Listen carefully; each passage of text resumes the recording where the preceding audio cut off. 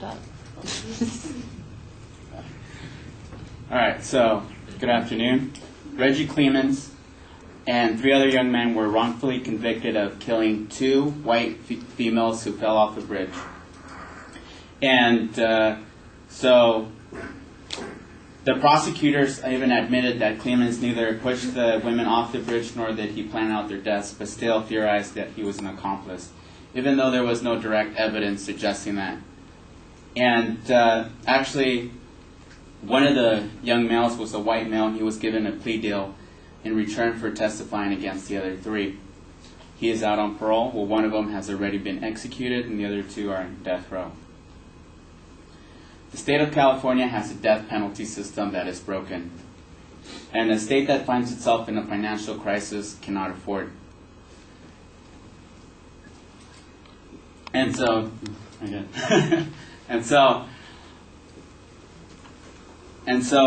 Proposition 34 believes it is the solution to this problem by completely eliminating the death penalty and replacing it with life in prison without the chance of parole. So in this speech, I'll inform you guys of the cost of the appeals and trial process, the cost of imprisoning someone to life, and the cost of having an inmate on death row. So first off, let's start with the cost of trials and appeals.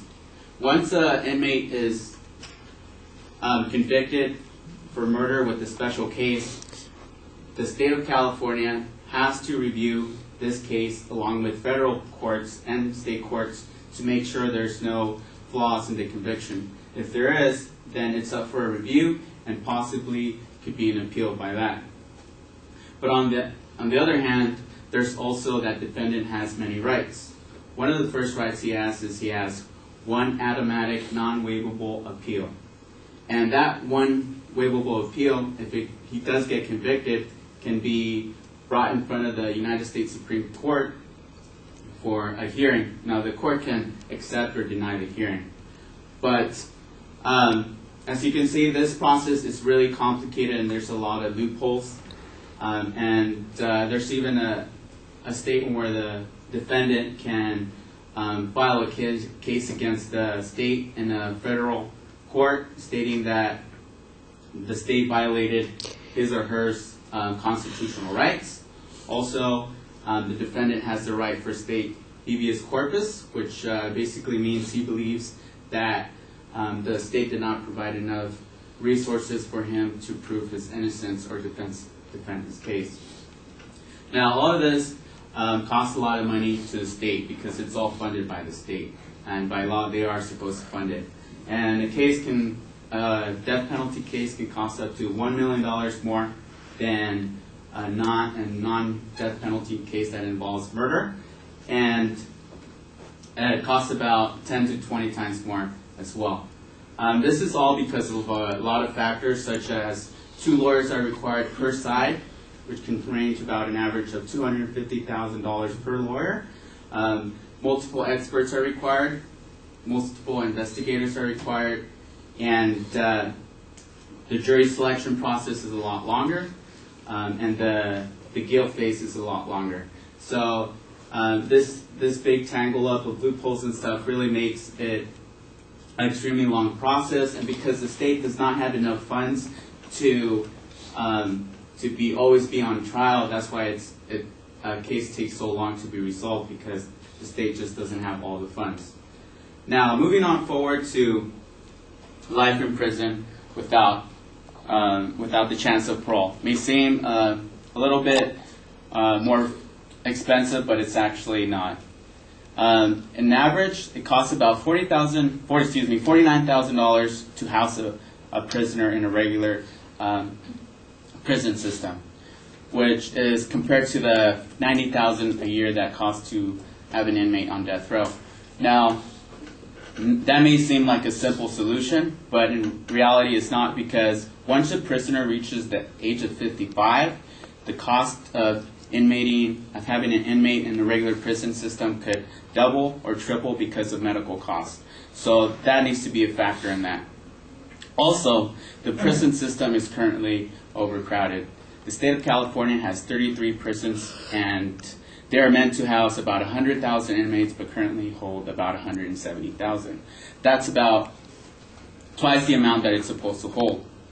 Furthermore, Proposition 34 suggests that if we were to eliminate the death penalty overall, which costs the state about $137 million a year, it would go down to $12 million a year, which would leave about $125 million for more prisons, inputting those resources into the justice system, and so on and so forth. And just one point that they do point out for the justice system is that about 48 cases of murders go unsolved, about 54% of 8 cases also go unsolved. So there's a large percentage of lack of resources and funds for the law enforcement systems. And now moving on forward to the last but not least topic is the cost of having inmates on death row. Now the actual cost to execute a prisoner is not that significant. It only costs about $10,000 to actually execute somebody through lethal injection or the gas chamber, which are the two legal methods in the state of California. And the actual chemicals used to kill somebody costs only a couple $100s. But the problem consists that death row inmates will not be actually executed until 25 years from the actual conviction because of the retrials and appeals process, of course. And the cost of having an inmate in death row is about $90,000. So it's a significant large amount, and of course as they get older, that cost goes up.